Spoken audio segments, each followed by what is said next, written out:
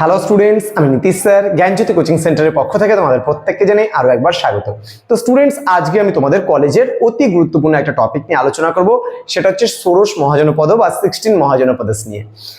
আজকের ক্লাসটা যদি তোমরা শেষ অবধি করো, আমি গ্যারান্টি দিচ্ছি এই যে বিষয়টা তোমাদের কিন্তু কখনোই মুখস্থ করতে হবে না, খুব সুন্দরভাবে আমি তোমাদের কিন্তু এই বিষয়টা বুঝিয়ে দেবো আজকের ক্লাসটিতে।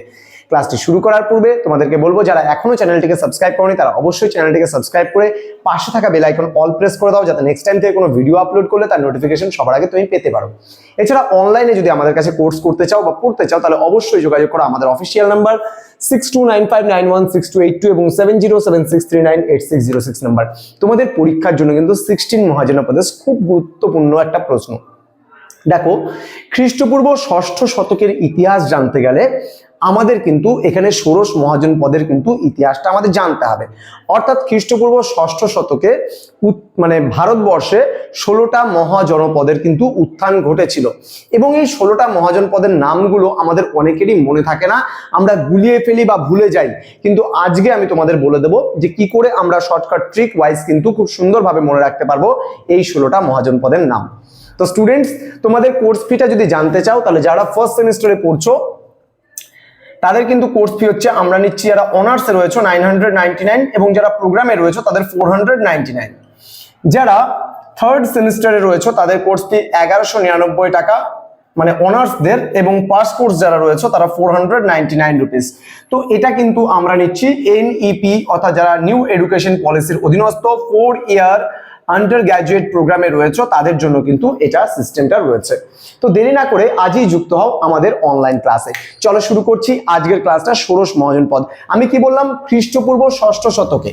আবারও বলছি, মনে রাখবে, খ্রিস্টপূর্ব ষষ্ঠ শতক। হ্যাঁ, খ্রিস্টপূর্ব ষষ্ঠ শতকে কি ভারতবর্ষের 16টা মহাজনপদের কথা আমরা জানতে পারি। সেই 16টা মহাজনপদের নাম আমরা কি করে মনে রাখবো? ধ্যান দিবে। বৎসায়ন একটা গ্রন্থ লিখেছিল, কামসূত্র। আমি দিলাম KAM, কাম। তাহলে বৎসায়ন একটা গ্রন্থ লিখেছিল, তার নাম ছিল কামসূত্র। জিওগ্রাফিতে একটা টার্ম আমরা পড়েছি GPS, মানে গ্লোবাল পজিশনিং সিস্টেম, এর সঙ্গে আমরা একটা সি লাগিয়ে নেব এক্সট্রা। তাহলে আবার বলছি, বৎসায়নের কামসূত্র KAM এবং GPSC, এই কটা পার্ট আমরা নিয়ে নিব। এবার দেখো, বিষয়টা খুব ইজি হয়ে যাবে আমাদের কাছে। কে দিয়ে 4টা নাম আছে, কি কি নামগুলো? কাশী, কোশল, কুরু অ্যান্ড হচ্ছে কম্বোজ। ওকে, তাহলে কে দিয়ে 4টা হয়ে গেল। দেন এ দিয়ে 3টে আছে, অবন্তী, অঙ্গ অ্যান্ড হচ্ছে অশ্মক। অবন্তী, অঙ্গ, অশ্মক।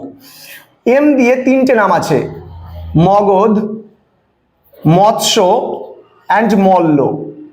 ভি দিয়ে 2টো নাম আছে, ব্রিজি অ্যান্ড হচ্ছে বৎস। ঠিক আছে, দেখো ধীরে ধীরে কমছে। প্রথমে 4টা নাম, কাশী, কোশল, কুরু, কম্বোজ, দেন অবন্তী, অঙ্গ, অশ্মক, দেন মগধ, মৎস্য, মল্ল, দেন ব্রিজি, বৎস। জি দিয়ে আমি মনে রাখবো গান্ধার। পি দিয়ে মনে রাখবো আমি পাঞ্চাল। এস দিয়ে মনে রাখবো সুরসেন অ্যান্ড সি দিয়ে মনে রাখবো চেদি। তাহলে মনে থাকবে, দেখো 16টা মহাজনপদের নাম কত সুন্দরভাবে ইজিলি ভাবে মনে রাখা যায়। তাহলে বৌদ্ধ গ্রন্থ অঙ্গুত্তর নিকায়, জৈন গ্রন্থ ভাগীরথী সূত্র এবং পুরাণ থেকেও কিছু কিন্তু আমরা ষোড়শ মহাজনপদের কথা ডিটেলসে জানতে পারি। আবারও বলছি, বৌদ্ধ গ্রন্থ অঙ্গুত্তর নিকায়, জৈন গ্রন্থ ভাগবতী সূত্র এবং পুরাণ থেকে কিন্তু আমরা ষোড়শ মহাজনপদের কথা জানতে পারি। ওকে, তাহলে এই ষোড়শ মহাজনপদের নামগুলো কি কি বললাম? খ্রিস্টপূর্ব ষষ্ঠ শতকে ভারত জুড়ে গড়ে উঠেছিল এই 16টা মহাজনপদ, বা 16টা মহাজনপদের অস্তিত্ব ছিল। এই 16টা মহাজনপদের নাম ছিল কাশী, কোশল, কুরু, কম্বোজ, অবন্তী, অঙ্গ, অশ্মক, মগধ, মৎস্য, মল্ল, ব্রিজি, বৎস, গান্ধার, পাঞ্চাল, সুরসেন আর চেদি। খুব ইজিলি ভাবে এই কোডটা লিখে নাও, তাহলে কিন্তু নেক্সট টাইম থেকে আমি বলছি কোনো আর প্রবলেম হবে না 16টা মহাজনপদের নাম মনে রাখতে। এইবার এখানে তো আমরা দেখলাম বৎসায়নের কামসূত্রতে কে দিয়ে একটা নাম, এ দিয়ে একটা নাম, এম দিয়ে একটা নাম, ভি দিয়ে একটা নাম। এবার এখান থেকে আমরা একটা একটা করে পিক আপ করবো। তার কারণ কেন আমি বলে দিচ্ছি, বিষয়টা ধ্যান দিয়ে শুনবে।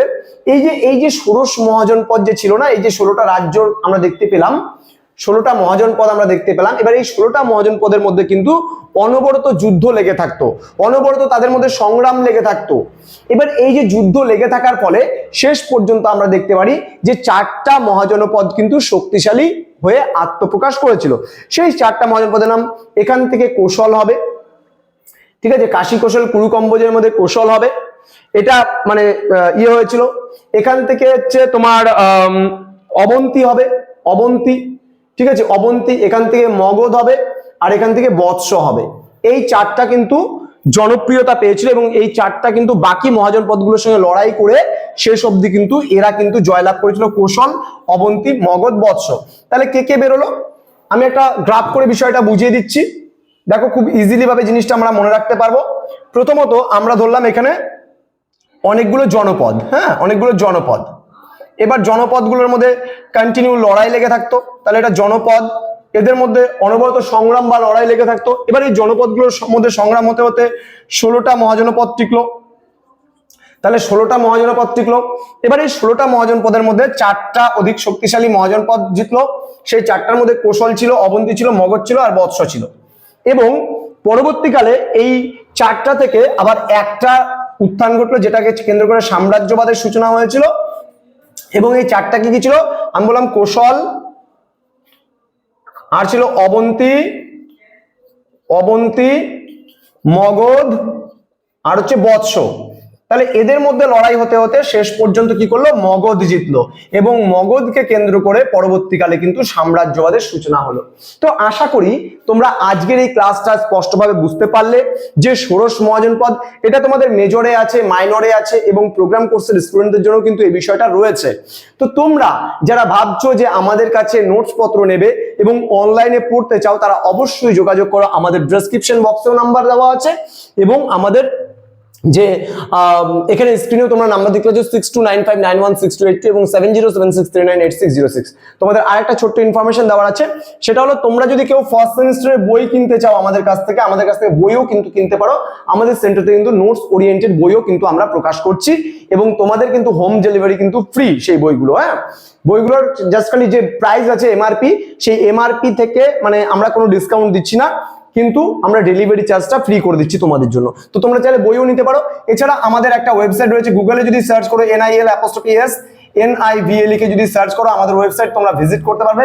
সবার প্রথমে নিউজ নিবা যেটা আসবে ওটাকে ক্লিক করবে, ক্লিক করলে পরে দেখতে পাবে আমাদের বেশ কিছু নোটস পত্র সেখানে দেওয়া আছে, তোমরা সেখানে ভিজিট করতে পারো। এছাড়া আমাদের আরেকটা রয়েছে, যদি www.gyanjyoti.info লিখে যদি সার্চ করো তাহলেও কিন্তু আমাদের info লিখে যদি সার্চ করো তাও কিন্তু আমাদের আরেকটা ওয়েবসাইট রয়েছে জ্ঞানজ্যোতি কোচিং সেন্টারের, সেই ওয়েবসাইটে কিন্তু তোমরা ভিজিট করতে পারো। দেখা হচ্ছে আরেকটা নতুন ক্লাস নিয়ে। তোমরা প্রত্যেকে ভালো থেকো, সুস্থ থেকো। Thank you so much, thanks for watching. After all, thank you.